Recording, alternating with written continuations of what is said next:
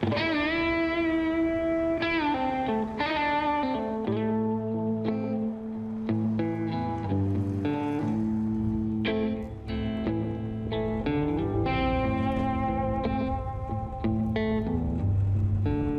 ben boswachter op Vlieland, ja. Kom maar! Ja, dat is echt, ik was echt altijd echt een buitenmens. Ja, lekker vanaf jongs af aan boomhutten bouwen. En nou, toen moest ik echt dat het echt in me zat om lekker buiten te zijn. En nou, toen ging ik met boswachters ook mee op pad met excursies. En ja, dat was gelijk, dat is hem, dat is mijn ding. Nou, toen ben ik eerst naar de groene school gegaan en toen naar de bosbouwschool. Nou, altijd een passie voor de Waddeneilanden.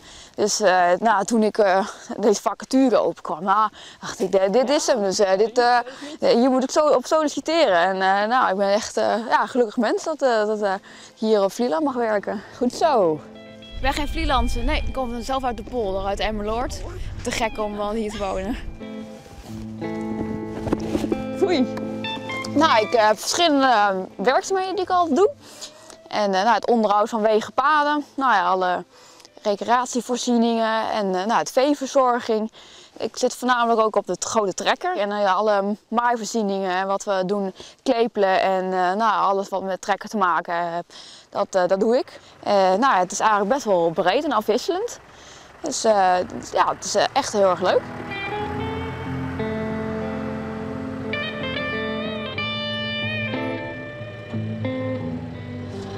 Ja, het is natuurlijk wel een mooi groot ding. Nou ja, daar moet je natuurlijk wel behendig in worden. Dus ja, dat is natuurlijk wel heel erg leuk. En dan nou ja, ook vooral als je mensen ziet kijken, een vrouw op een trekker. Dus dat kijkt altijd heel verbaasd. Dus dat vind ik eigenlijk ook wel grappig. En voor mij is het gewoon heel gewoon. Het is gewoon mijn dagelijkse werk.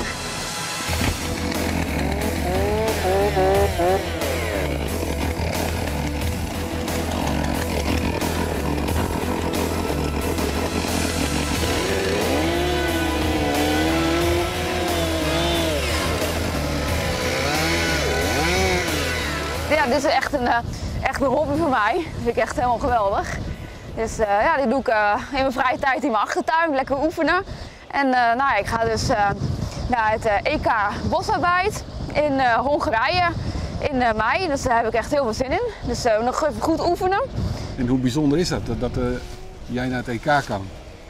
Ah, ik vind het heel bijzonder, want het is voor de eerste keer dat nu in Nederland eigenlijk een vrouw naar het EK gaat. En dus ja, dat is eigenlijk wel heel bijzonder, vind ik zelf ook. Ja. Je bent niet van de figuurtjesmakerij? Nee, dat is weer een andere tak, karven. Dit is dan, ja, dit gaat om veiligheid, precisie en ja, voornamelijk dat je goed haaks kan zagen. Nou, het bestaat niet alleen maar uit motorzaagwerk, maar ook uit theorie. Nou, je moet natuurlijk ook kenniszaken van boomsoorten hebben, planten. Dus daar kun je ook heel veel punten op scoren. Oh, het tempo ligt nog bij de mannen ligt wel even wat hoger als bij de dames. Maar je krijgt weer tips natuurlijk van iedereen van je moet het zo doen of zo. Dus ja, iedereen helpt je. Dus dat, ja, het is niet echt dat je niet in deze wereld van de mannenwereld welkom bent. Dat heb ik nog nooit gevoeld. Dus dat is heel erg leuk.